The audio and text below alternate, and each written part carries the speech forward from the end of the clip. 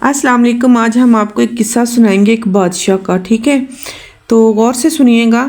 एक बादशाह ने एक दिन अपने वज़ीर को बुलाकर कहा कि हमारे महल में अक्लमंद तो बहुत ही हैं, लेकिन कोई ऐसा भी होना चाहिए जिसके अजीबो-गरीब सवालात व जवाबात सबको हैरान कर दें। हम फ़ारग औक़ात में उससे बातें किया करें। वज़ीर ने बादशाह सलामत की हुक्म की तामील करते हुए एक बेवकूफ़ महल में तैनात किया और बाकायदा इसकी ताजपोशी की गई, और वो खौफ सभी दरबारियों और बादशाह सलामत को खुश करने में लगा रहा। वो खुद बाकी सब जो था ना, खैर वक्त गुज़रता गया। एक दिन बादशाह सलामत जो थे ना सख्त बीमार हो गए। सब तबीबों हकीमों ने जवाब दे दिया, तो बादशाह ने अपने आखिरी वक्त की तकलीफ़ और परेशानी दूर करने के लिए बेवकूफ़ को तलब किया। उसने कहा कि इसकी बेवकूफ़ियाँ सुनूंगा, थोड़ा दिल बहल जाएगा, थोड़ा इंजॉय होगा, थोड़ा जहन जो है बीमारी से हटेगा। तो जब उसको ना बेवकूफ़ को बुलाया गया, तलब किया, और उसने कहा कि आज तुम सवाल करो। बादशाह ने बोला उस बेवकूफ़ आदमी को, तुम हमसे सवाल करो। तो बेवकूफ़ ने पहला सवाल किया, जनाब बादशाह सलामत, आप अपनी मौत के बाद कहाँ तशरीफ़ ले जाएंगे?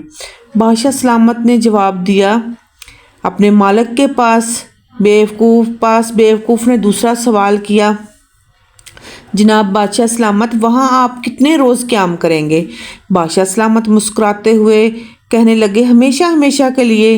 बेवकूफ़ ने अपना तीसरा सवाल पूछा, बादशाह सलामत, वहाँ आपने अपने लिए आराम क़याम का क्या इंतज़ाम किया है? कोई खूब इंतज़ाम तो किया ही होगा। बादशाह सलामत एकदम संजीदा हो गए। वो हैरान होने लगे कि ये क्या बात कर रहा है। कहने लगे कि तुम परेशान क्यों हो? कहते, मैं संजीदा इसलिए हो गया हूँ कि तुम्हारे सवाल से। मैंने तो कोई बंदोबस्त नहीं किया। बेवकूफ़ ने अपने सर से बेवकूफ़ी का ताज उतारा और बादशाह सलामत के सर पर रखते हुए बोला, फिर मुझसे ज़्यादा इस ताज के हकदार आप हैं। आपने मुझे यहाँ का बेवकूफ़ों का सरदार बनाया, बातें सुनने के लिए, बेवकूफ़ी की बातें सुनने के लिए, हंसने के लिए। तो सबसे बड़े बेवकूफ़ तो आप हैं। ये ताज आपको मुबारक हो। तो ताज का जो हकदार है उसको होना चाहिए। जहाँ हमेशा आपने रहना ही नहीं है उसका तो आपने बड़े अच्छे से बंदोबस्त किया है। जहाँ आपने सारी उम्र गुजारनी है मरने के बाद, उसका तो आपने कोई इंतज़ाम ही नहीं किया। तो लिहाजा इतनी माल दौलत जो यहाँ छोड़ के जानी है, उसके लिए आपने इतनी मेहनत की, दिन रात मेहनत की, बादशाह बने, हीरे जवाहरात मोती, लेकिन आखिरत के लिए तो आपने कुछ इकट्ठा ही नहीं किया।